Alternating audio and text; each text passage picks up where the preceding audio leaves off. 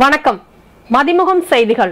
இன்றைய முக்கிய நிகழ்வுகளை பார்ப்பதற்கு முன்பாக தலைப்பு செய்திகளை பார்க்கலாம். பசும்பொன் முத்துராமலிங்க தேவர் நினைவிடத்தில் முதலமைச்சர் மு.க. ஸ்டாலின் மரியாதை. எல்லோருக்கும் எல்லாம் கிடைக்க வேண்டும் என்பதே திராவிடம் என பேச்சு. சாதிகளுக்கு அப்பாற்பட்டவர் பசும்பொன் முத்துராமலிங்க தேவர். முத்துராமலிங்க தேவரின் 116வது பிறந்த நாளையொட்டி வைகோ புகழாரம். தமிழகத்திற்கு 2600 கன அடி நீர் திறக்க காவிரி ஒழுங்காற்று குழு பரிந்துரை. தமிழகத்திற்கு குறிப்பிட்ட தண்ணீரை கர்நாடகா திறக்க வேண்டும் என இறுதி உத்தரவு. கேரளா குண்டுவெடிப்பு இடத்தில் அம்மாநில முதல்வர் பினராயி விஜயன் நேரில் ஆய்வு. குண்டுவெடிப்பு சம்பவ இடத்தில் NSG விசாரணை. ஆந்திரா ரயில் விபத்தில் 14 பேர் உயிரிழப்பு. விபத்தில் காயமடைந்தவர்களை நேரில் சந்தித்து நலம் விசாரித்தார் அம்மாநில முதல்வர் ஜெகன்மோகன். விரிவான செய்திகள். எல்லோருக்கும் எல்லாம் கிடைக்க வேண்டும் என்று வலியுறுத்துவதே திராவிடம் என முதலமைச்சர் மு.க. ஸ்டாலின் தெரிவித்துள்ளார். முத்துராமலிங்க தேவரின் 116வது பிறந்த நாளை ஒட்டி மதுரை கோரிப்பாளையத்தில் உள்ள பசும்பொன் முத்துராமலிங்க தேவரின் உருவ சிலைக்கு முதலமைச்சர் மு.க. ஸ்டாலின் மாலை அணிவித்து மரியாதை செலுத்தினார். தொடர்ந்து மதுரை ஆவின் அலுவலகத்தில் நடைபெற்ற விழாவில் கட்டுமான பணிகளை தொடங்கி வைத்தார்.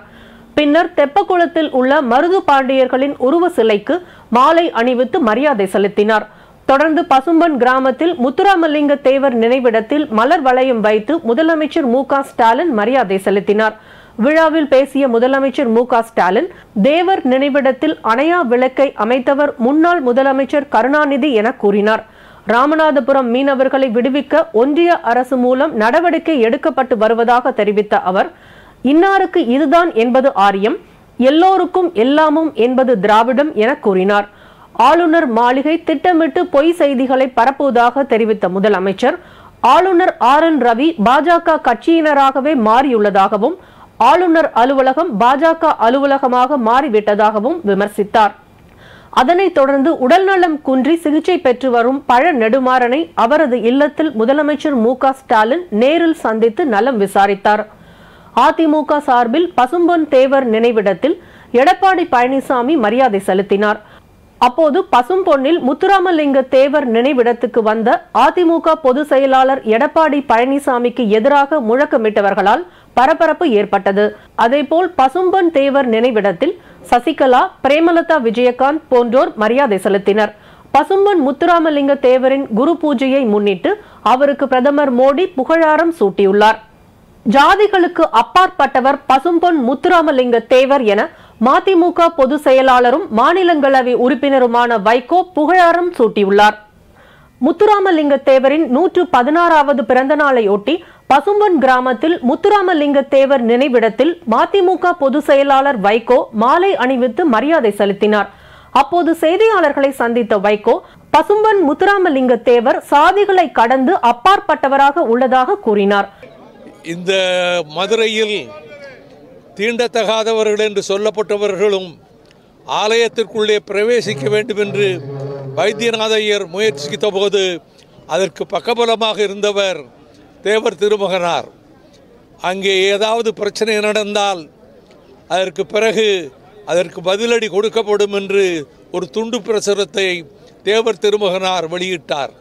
ஆகவே அவர் ஜாதிகளுக்கு அப்பாற்பட்டவர், அதிக நாட்கள் சிறையிலே இருந்தவர். விடுதலை போராட்டத்திலே நேதாஜி சுபாஷ் சந்திர போஸுக்கு தளகர்த்தராக இருந்து மதுரையிலே வந்து பேசினார், நேதாஜியோடு பேசினார். அதான் கடைசியாக நேதாஜியினுடைய சுற்றுப்பயணம். முன்னதாக மதுரை கோரிப்பாளையத்தில் உள்ள பசும்பொன் முத்துராமலிங்கர் தேவர் சிலைக்கு வைகோ மரியாதை செலுத்தினார். தமிழ்நாட்டுக்கு நவம்பர் 1 முதல் 23ஆம் தேதி வரை காவிரியில் இருந்து வினாடிக்கு 2600 கன அடி தண்ணீர் திறக்க காவிரி நீர் ஒழுங்காற்று குழு பரிந்துரை செய்துள்ளது. காவிரி ஒழுங்காற்று குழுவின் 89வது கூட்டம் டெல்லியில் காணொலி வாயிலாக நடைபெற்றது. இந்த கூட்டத்தில் தமிழ்நாடு, கர்நாடகா, கேரளா மற்றும் புதுவையை சேர்ந்த அதிகாரிகள் பங்கேற்றனர். இந்த கூட்டத்தில் கர்நாடகா தரப்பு அதிகாரிகள் கர்நாடகாவில் தற்போது மழை இல்லாததன் காரணமாக நீர்நிலைகளில் நீர் பற்றாக்குறை ஏற்பட்டுள்ளதுடன் குடிநீர் பற்றாக்குறையும் ஏற்பட்டுள்ளதாக கூறினார். ஏற்கனவே காவிரி மேலாண்மை ஆணையம் உத்தரவிட்டபடி தமிழகத்திற்கு குறிப்பிட்ட அளவு நீர் திறப்பதில் சிக்கல் ஏற்பட்டுள்ளது என்றும் தெரிவித்தது. இந்த நிலையில் தமிழகத்திற்கு நவம்பர் 1ஆம் தேதி முதல் 15 நாட்களுக்கு 2600 கன அடி தண்ணீரை கர்நாடகா திறக்க வேண்டும் என காவிரி மேலாண்மை ஆணையத்திற்கு காவிரி ஒழுங்காற்று குழு பரிந்துரை செய்துள்ளது. அனைத்து தரப்பு வாதங்களையும் கேட்ட பிறகே காவிரி ஒழுங்காற்று குழு இந்த பரிந்துரையை செய்துள்ளது. இந்த பரிந்துரையை ஏற்க முடியாது என கூட்டத்தில் கர்நாடகா திட்டவட்டமாக தெரிவித்துள்ளது. இருப்பினும் இந்த பரிந்துரையை ஏற்க முடியாது என கூட்டத்தில் கர்நாடகா திட்டவட்டமாக தெரிவித்துள்ளது. இருப்பினும் இந்த பரிந்துரையை காவிரி மேலாண்மை ஆணையம் தலையிட்டு உத்தரவாக பிறப்பிக்கும். அந்த உத்தரவின்படி தமிழகத்திற்கு குறிப்பிட்ட தண்ணீரை கர்நாடகா திறக்க வேண்டும் என்பதே இறுதி உத்தரவாக இருக்கும் என தெரிவித்தது. ஆந்திர ரயில் விபத்தில் காயமடைந்து மருத்துவமனையில் சிகிச்சை பெற்று வருபவர்களை அம்மாநில முதல்வர் ஜெகன்மோகன் ரெட்டி நேரில் சந்தித்து நலம் விசாரித்தார். விஜயநகரம் மாவட்டத்தில் கண்கடப்பள்ளி பகுதியில் விசாகப்பட்டினம் ராயகடா இடையிலான பயணிகள் ரயில் மீது விசாகப்பட்டினம் பலாசா பயணிகள் ரயில் மீது மோதியதில் 3 பெட்டிகள் தடம் புரண்டன. இந்த விபத்தில் 14 பேர் உயிரிழந்தனர். 50க்கும் மேற்பட்டோர் காயமடைந்தனர். இந்த விபத்து சம்பவத்திற்கு பிரதமர் மோடி இரங்கல் தெரிவித்துள்ளார். விபத்தில் இறந்தவர்களுக்கு இரங்கல் தெரிவித்துள்ள ஆந்திர முதல்வர் ஜெகன்மோகன் ரெட்டி உயிரிழந்தவர்கள் குடும்பங்களுக்கு தலா 10 லட்சம் ரூபாய் நிவாரணம் அறிவித்துள்ளார். இதற்கிடையில் ரயில் விபத்தில் உயிரிழந்தவர்கள் குடும்பத்திற்கு தலா 10 லட்சம் ரூபாய் நிவாரணம் அளிப்பதாக ரயில்வே துறை சார்பில் தெரிவிக்கப்பட்டுள்ளது. அதேபோல் ரயில் பயணிகளின் பாதுகாப்பை உறுதி செய்ய வேண்டும் என்று தமிழக முதலமைச்சர் மு.க. ஸ்டாலின் வலியுறுத்தியுள்ளார். இந்நிலையில் ஆந்திர ரயில் விபத்தில் காயமடைந்து மருத்துவமனையில் சிகிச்சை பெற்று வருவோரை முதல்வர் YS ஜெகன்மோகன் ரெட்டி நேரில் சந்தித்து சிகிச்சை மற்றும் வசதிகள் குறித்து கேட்டறிந்தார். கேரளாவில் குண்டுவெடிப்பு நிகழ்ந்த இடத்தில் அம்மாநில முதலமைச்சர் பினராயி விஜயன் நேரில் ஆய்வு செய்தார். கேரள மாநிலம் எர்ணாகுளத்தில் களமச்சேரி என்ற இடத்தில் ஜபக்கூட்டம் நடைபெற்ற போது ஏற்பட்ட 3 வெடிகுண்டு சம்பவம் நாடு முழுவதும் பெரும் பரபரப்பை ஏற்படுத்தியுள்ளது. 2000க்கும் மேற்பட்டோர் பங்கு கொண்ட இடத்தில் நடைபெற்ற வெடிகுண்டு வெடிப்பு சம்பவம் காரணமாக 36 பேர் படுகாயம் அடைந்தனர்.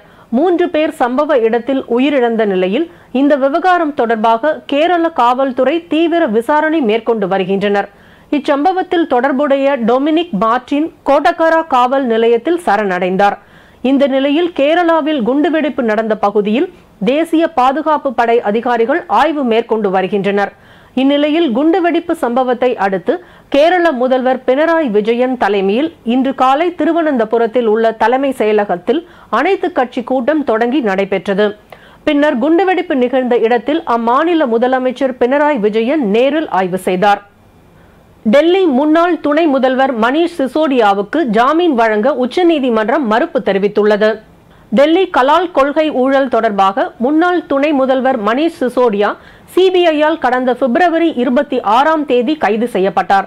அமலாக்கத்துறையும் மணீஷ் சிசோடியா மீது வழக்கு பதிவு செய்து கைது செய்து விசாரணை மேற்கொண்டு வருகிறது. மணீஷ் சிசோடியாவின் நீதிமன்ற காவல் தொடர்ந்து நீட்டிக்கப்பட்டு வருகிறது. இதையடுத்து ஜாமீன் கோரி உச்சநீதிமன்றத்தில் தொடர்ந்த வழக்கின் விசாரணை இன்று வந்தபோது மணீஷ் சிசோடியாவுக்கு ஜாமீன் வழங்க நீதிபதிகள் சஞ்சீவ் கண்ணா, SVN பாட்டி ஆகியோர் அடங்கிய அமர்வு மறுப்பு தெரிவித்து மனுவை தள்ளுபடி செய்து உத்தரவிட்டனர். மேலும் மணீஷ் சிசோடியா மீதான வழக்கை 8 மாதத்திற்குள் விசாரித்து முடிக்க சிபிஐ அமலாக்கத்துறைக்கு உத்தரவு பிறப்பித்ததுடன் விசாரணை கால தாமதமானால் சிசோடியா மீண்டும் ஜாமீன் மனு தாக்கல் செய்யலாம் என்றும் தெரிவித்தனர். அமைச்சர் செந்தில் பாலாஜி ஜாமீன் கோரிய மேல்முறையீட்டு மனு நவம்பர் 6ஆம் தேதிக்கு ஒத்திவைத்து உச்சநீதிமன்றம் உத்தரவிட்டுள்ளது. சட்டவிரோத பண பரிமாற்ற தடை சட்ட வழக்கில் கடந்த ஜூன் மாதம் அமலாக்கத்துறையினரால் கைது செய்யப்பட்ட அமைச்சர் செந்தில் பாலாஜி தரப்பில் ஜாமீன் கோரி சென்னை உயர்நீதிமன்றத்தில் மனு தாக்கல் செய்யப்பட்டது.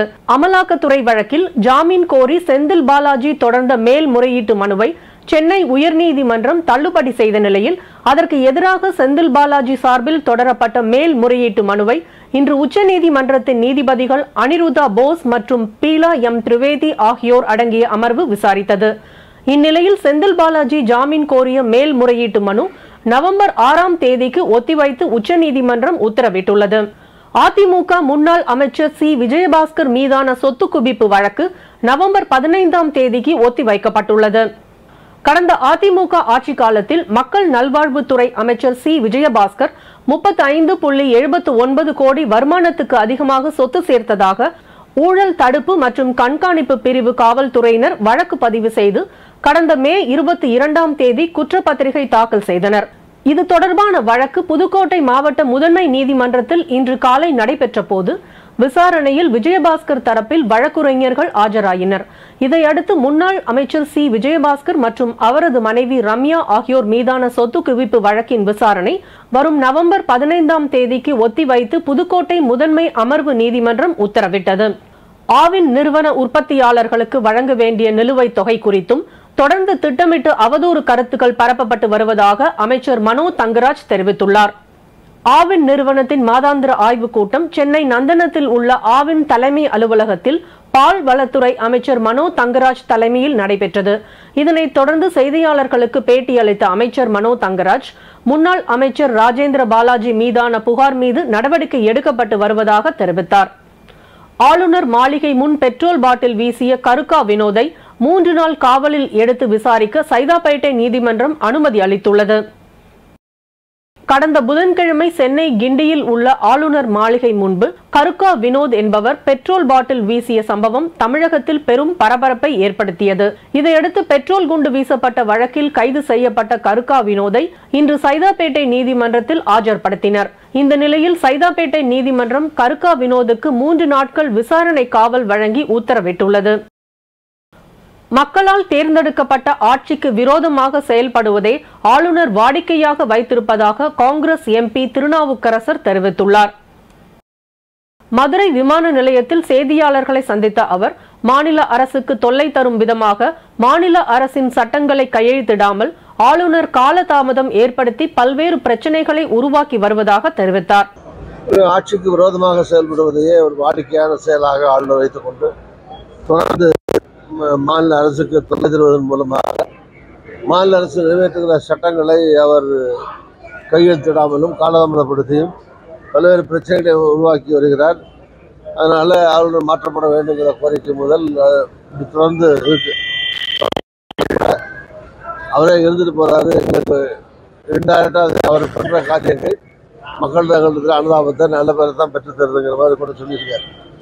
காரணம் அந்த அளவுக்கு எக்ஸ்ட்ரீமாக ஆளுநர் செயல்பட்டு கொண்டிருக்கிறார். அது வேறு விஷயம். ஆனால் அதுக்காக அவர் தாக்கப்படுவதோ அல்லது அவர் மீது வன்முறை ஏற்படுவதோ எங்களுக்கு யாருக்குமே ஏற்புடையதில்லை.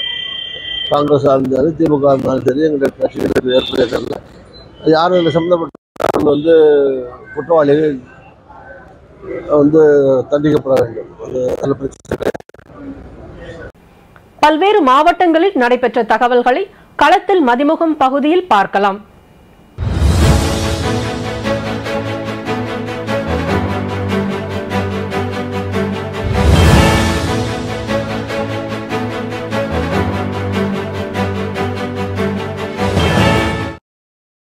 அரியலூர் மாவட்டம் ஜெயங்கொண்டம் அருகே அடையாளம் தெரியாத சடலம் எரிந்த சம்பவம் அப்பகுதி மக்களிடையே அதிர்ச்சியை ஏற்படுத்தியுள்ளது.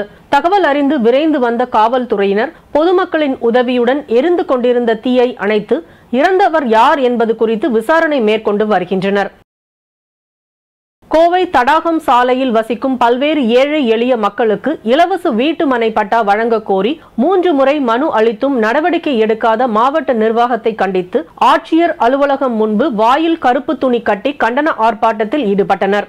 கடந்த 2 வருடத்துக்கு முன்பு வீடு இல்லாதவர்களுக்கு புறம்புக்கு குடியிருப்பவர்களுக்கு இலவச வீட்டு மனை கேட்டு மாவட்ட ஆட்சியரிடம் நேரடியாக மனு கொடுத்தோம். எங்களுடைய மனுக்களை இன்று வரை கடப்பில் போட்டுள்ளார்கள். அதிகாரிகள் மனுக்களை விசாரிக்க தேவையில்லை. அதிலும் குறிப்பாக 100 பேர் விண்ணப்பம் செய்தோம். 10 பேருக்கு மட்டும்தான் பட்டா கொடுத்துள்ளார்கள். கோவை வடக்கு வட்டம் வீரவண்டி கிராமத்தில் ஏகப்பட்ட புறம்போக்கு இடங்கள் உள்ளன. அந்த இடத்தில் எங்களுக்கு பட்டா போட்டு கொடுக்க சொல்லி பல முறை கலெக்டரிடம் மனு கொடுத்துள்ளோம். இது 3வது முறை நாங்கள் மனு கொடுப்போது அதிகாரிகள் உரிய கவனம் செலுத்தி பட்டா கிடைக்காதவர்களுக்கு கூடிய வரையில் பட்டா கிடைக்க ஏற்பாடு செய்ய கேட்டுக்கொள்கிறேன். வேளாண்டிபாளையம், கோவை தடாக ரோடு வேளாண்டிபாளையம், வெங்கடாபுரம், பன்னிமடை, சின்னத்தடாகம், துடிலூர், ஆனைக்கட்டி போன்ற பகுதியிலிருந்து 40க்கும் 50க்கும் மேற்பட்ட நபர்கள் இன்று மாவட்ட ஆட்சியிடம் புகார் கொடுக்க வந்துள்ளோம். திருப்பத்தூர் பாரத ஸ்டேட் வங்கி எதிரில் உழவர் பெருந்தலைவர் நாராயணசாமி நாயுடுவின் தமிழக விவசாயிகள் சங்கம் சார்பில் பால் விலையை உயர்த்த கோரி கவன ஈர்ப்பு ஆர்ப்பாட்டம் நடைபெற்றது. தமிழக அரசு அறிவித்த ஊக்கத்தொகை இதுநாள் வரை வழங்கப்படாமல் இருப்பதை கண்டித்தும் தமிழக அரசின் மெத்தன போக்கை கண்டித்தும் கவன ஈர்ப்பு ஆர்ப்பாட்டம் தமிழக விவசாயிகள் சங்க மாநில தலைவர் வேலுசாமி தலைமையில் நடைபெற்றது. இன்றைக்கு விவசாயிகளிடம் கொள்முதல் செய்யும் பாலிற்கு உண்டான விலை இன்றைக்கு கட்டுப்படியான விலை இல்லை. இன்றைக்கு தீவனம் மற்றும் வேலையாட்கள் கூலி, பெட்ரோல் டீசல் வாகன வாடகை பல மடங்கு உயர்ந்துள்ளது. அதனால் விவசாயிகளுக்கு ஆவி நிர்வாகத்தின் மூலம் வழங்கப்படும் விலை கட்டுப்படியான விலை இல்லாதனால்தான் இன்றைக்கு மிகப்பெரிய ஆர்ப்பாட்டம் நடத்தினோம். தமிழக அரசு உடனடியாக இந்த ஆர்ப்பாட்டத்தை கவனத்தில் கொண்டு உடனடியாக விவசாயிகளுக்கு உண்டான கட்டுப்படியான பால் விலை 2 பாலிற்கும் உண்டான கட்டுப்படியான விலை ரூபாய் 10 உயர்த்தி வழங்க வேண்டும். அப்படி கட்டுப்படியான விலை உயர்த்தி வழங்காவிட்டால் இனி வரும் உடனடியாக தமிழகத்தில் தமிழக விவசாயிகளையும் மற்றும் பால் உற்பத்தியாளர்களையும் ஒன்று திரட்டி மிகப்பெரிய போராட்டம், தமிழ்நாடு தழுவிய போராட்டம் நடத்துவோம். பால் கொள்முதல் செய்யும் ஆவி நிர்வாகத்தில் பால் சப்ளையை நிறுத்தி கால்நடைகளுடன் போராட்டம், சாலை மறியல் போராட்டம் நடத்துவோம் என்று தமிழக அரசுக்கு எச்சரிக்கை விடுக்கின்றோம். வேலூர் மாவட்டம் பேரானம்பட்டு அடுத்த கோட்டை காலனி பகுதியை சேர்ந்த சிவா என்பவரது காளை மாட்டின் கால் பகுதியை மர்ம நபர்கள் சிலர் வெட்டிய சம்பவம் அப்பகுதி மக்களிடையே அதிர்ச்சியை ஏற்படுத்தியுள்ளது. மாட்டை வெட்டணும்னா கண்டுபிடிச்சு கொடுக்குற வரைக்கும் நாங்கள் இங்கே தான் இருக்குவோம். அது வரைக்கும் நாங்கள் இங்கேருந்து போக மாட்டோம். ஒரு மாடை வெட்டுறது ஒரு நல்லதுன்னு நினச்சிருக்கிறான். நான் மனுஷன் அது வாயை திறந்து சொல்றதுக்கு எங்கள் மாடை வெட்டிட்டோம். அவன் எவனும் கண்டுபிடிச்சு கொடுக்குற வரைக்கும் இன்னைக்கு மாட்டை வெட்டணும், நாளைக்கு மனுஷனா வெட்ட மாட்டான்னு நினைச்சோம். எவ்வளோ அறிங்க எவ்வளோ ஒரு கோரமா வெட்டிட்டு போய்க்கிறான்.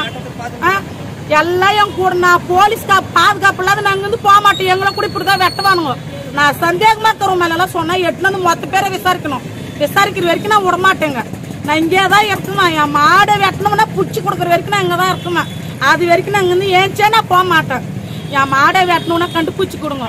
நான் சின்னத்துலேருந்து வளர்த்து வாவது பண்ணி என் மாடு பரிசாச்சிச்சுன்னு இன்னைக்கு என் மாடை வந்து வெட்டிட்டு போனா உனக்கு எவ்வளோ தைரியமா இருக்கும். என் மாடை வெட்டணும்னா கண்டுபிடிச்சி நாங்கள் கொடுக்குற வரைக்கும் நான் இங்கே தான் இருக்குவோம். அது வரைக்கும் நான் இங்கேருந்து போக மாட்டேன். ஸ்டேஷனை விட்டு நான். ராணிப்பேட்டை மாவட்டம் ஆற்காடு, வாலாஜா, ராணிப்பேட்டை மற்றும் அதன் சுற்று வட்டார பகுதிகளில் கஞ்சா விற்பனை செய்து வந்த ராஜேஷ் என்ற நபரை ரகசிய தகவலின் அடிப்படையில் மதுவிலக்கு அமலாக்க பிரிவு காவல்துறையினர் கைது செய்தனர். அவர் மறைத்து வைத்திருந்த 3 கிலோ கஞ்சாவை பறிமுதல் செய்த மதுவிலக்கு அமலாக்க பிரிவு காவல்துறையினர் அவரை கைது செய்து நீதிமன்றத்தில் ஆஜர்படுத்தி சேலம் மத்திய சிறையில் அடைத்தனர். திருப்பத்தூர் மாவட்டம் வாணியம்பாடி அருகே காதல் ஜோடி கிணற்றில் குதித்து தற்கொலை செய்து கொண்டனர். தகவலின் பேரில் சம்பவ இடத்திற்கு விரைந்து சென்ற தீயணைப்பு துறையினர் மற்றும் காவல்துறையினர் சுமார் 2 மணி நேரம் போராடி தற்கொலை செய்து கொண்ட பூஜா மற்றும் சந்திரசேகர் ஆகியோரை சடலமாக மீட்டனர். வேலூர் மாவட்டம் கேவிக்குப்பம் பேருந்து நிலையம் அருகே குடியாத்தம் காட்பாடி செல்லும் சாலையில் நடு ரோட்டில் அமர்ந்து கொண்டு மது பிரியர் ஒருவர் மது அருந்துவது பொதுமக்கள் மத்தியில் அதிர்ச்சியை ஏற்படுத்தியுள்ளது. இதனை அருகே இருந்த சில நபர்கள் வீடியோ எடுத்து சமூக வலைதளங்களில் வெளியிட்டதால் பெரும் பரபரப்பு ஏற்படுத்தியுள்ளது. அங்கிருந்த சில பொதுமக்கள் ஒன்றிணைந்து நடு ரோட்டில் மது அருந்தும் அந்த நபரை அங்கிருந்து அனுப்பி வைத்தனர். கோவை சேவா நிலையம் என்ஜிஓவில் உள்ள ஆதரவற்ற குழந்தைகளுக்கு சென்னை பீனிக்ஸ் மார்க்கெட் சுற்றி காட்டப்பட்டது. இந்த சிறப்பு நிகழ்வில் பீனிக்ஸ் மார்க்கெட் சிட்டியுடன் இணைந்து ரவுண்ட் டேபிள் இந்தியா 100 மற்றும் லேடிஸ் சர்க்கிள் 11 ஆகியவை பங்கேற்றன. கோவையிலிருந்து சென்னைக்கு விமானம் மூலம் அழைத்து வரப்பட்ட மாணவர்கள் மாலில் உள்ள திரையரங்கம், பொழுதுபோக்கு நிகழ்ச்சிகள் காண்பிக்கப்பட்டது. இதையடுத்து சென்னைக்கு வந்து மீண்டும் கோவைக்கு அனுப்பி வைக்கப்பட்ட நிலையில் மாணவர்களுக்கு மறக்க முடியாத அனுபவத்தை வழங்கியதாக பீனிக்ஸ் மார்க்கெட் சிட்டியின் மைய இயக்குனர் சபரி நாயர் தெரிவித்தார். நாங்கள் எல்லாரும் சேவா நிலையம் ஹாஸ்டல்ல இருந்து வரோம். எங்கள் ஹாஸ்டலில் ரொம்ப டூர்லாம் கூட்டிகிட்டு போயிருக்காங்க. அதை விட இன்றைக்கி நாங்கள் ஃப்ளைட்டில் வந்தது ரொம்ப எங்கள் எல்லாத்துக்கும் சந்தோஷமாக இருந்துச்சு. ஃப்ளைட்டில் வரும்போது அங்கேருந்து ஜன்னல் வழியாக விண்டோ வழியாக பார்க்கும்போது எல்லா குட்டி குட்டியாக அழகாக எல்லாத்துக்கும் தெரிஞ்சுது. அது எல்லாத்துக்கும் மகிழ்ச்சியாக இருந்துச்சு. அப்புறம் அங்கேருந்து ஃபீலிங்ஸ் மாலுக்கு வந்தோம். அங்கே வந்து நல்லா விளையாண்டுட்டு சாப்பிட்டு எல்லாம் ஜாலியாக இருந்தோம். இங்கே எங்களுக்கு பிடிச்ச கிஃப்டெல்லாம் போய் காமிச்சாங்க. அப்புறம் எங்களுக்கு பிடிச்ச கிஃப்டெல்லாம் எடுத்துக்கிட்டோம். ரொம்ப ஜாலியாக இருந்துச்சு. நன்றி. தருமபுரி மாவட்டம் சோகத்தூர் அருகே ஓட்டுநரின் கட்டுப்பாட்டை இழந்த சொகுசு பேருந்து விபத்துக்குள்ளானதில் 18 பயணிகள் காயமடைந்தனர். சோகத்தூர் அருகே சேலம் பெங்களூரு தேசிய நெடுஞ்சாலையில் தனியார் ஆம்னி பேருந்து அதிகாலை 5 மணிக்கு விபத்துக்குள்ளானது. விபத்தில் படுகாயமடைந்த பயணிகள் தர்மபுரி அரசு மருத்துவமனையில் சிகிச்சைக்காக அனுமதிக்கப்பட்டுள்ளனர். கடந்த 28ஆம் தேதி பாதுகாப்பு பணியின் போது விபத்து ஏற்பட்டதில் உயிரிழந்த வேலூர் மாவட்டத்தை சேர்ந்த BSF வீரர் சுதாகர் உடலுக்கு துப்பாக்கி குண்டுகள் முழங்க அஞ்சலி செலுத்தப்பட்டது. ஏழை முஸ்லிம் மக்களிடம் உள்ள வக்ஃப் வாரிய சொத்துக்களை பறிமுதல் செய்து செல்வந்தர்களுக்கு ஒப்பந்தம் போடும் வக்ஃப் வாரிய தலைவர் அப்துல் ரஹ்மானை உடனே பதவி நீக்கம் செய்ய கோரி இந்திய தேசிய லீக் கட்சி சார்பாக வக்ஃப் வாரிய தலைமை அலுவலகம் முற்றுகை போராட்டம் நடைபெற்றது. வக்ஃப் வாரிய இடத்தை அபகரித்து செல்வந்தர்களுக்கு ஒப்பந்தம் போடப்பட்ட அனைத்து வக்ஃப் வாரிய நிலத்தையும் மீண்டும் அந்த ஏழை மக்களிடம் வழங்க வேண்டும் என இந்திய தேசிய லீக் கட்சி சார்பாக வலியுறுத்தப்பட்டது. தனது மனைவிக்கு உரிய சிகிச்சை அளிக்க உதவி செய்த முதலமைச்சர் மு.க. ஸ்டாலினுக்கு திரைப்பட இயக்குனர் விக்ரமன் நன்றி தெரிவித்துள்ளார். 5 ஆண்டுகளுக்கு முன்பு தனியார் மருத்துவமனையில் இடுப்பு வலி காரணமாக அனுமதிக்கப்பட்ட இயக்குனர் விக்ரமன் மனைவிக்கு தவறான சிகிச்சை அளிக்கப்பட்டதால் இடுப்பின் கீழ்பாகம் செயலிழந்து போனது. இதையடுத்து தனது மனைவிக்கு மருத்துவ உதவி செய்யுமாறு முதலமைச்சரிடம் இயக்குனர் விக்ரமன் கோரிக்கை விடுத்திருந்தார். அதன் அடிப்படையில் மருத்துவம் மற்றும் மக்கள் நல்வாழ்வுத்துறை அமைச்சர் மற்றும் மருத்துவ குழுவினர் அவரது மனைவியை இன்று பரிசோதித்தனர். என் ஒய்ஃபுக்கு 5 வருஷமா உடம்பு சரியில்லாமல் பெட்ரீட் தானே இருந்தாங்க. அவங்க முதுகில் ஒரு தவறான ஒரு ஆப்ரேஷன் பண்ணதனுடைய விளைவாக அவங்களால நடக்க முடியாது. படுத்த படுக்கையாக தான் இருந்தாங்க. இந்த நிலைமையில் இந்த நிலைமை விலைக்கு நான் ஒரு டிவியில் ஒரு வெப்சைட்டில் பேட்டி கொடுத்துருந்தேன்.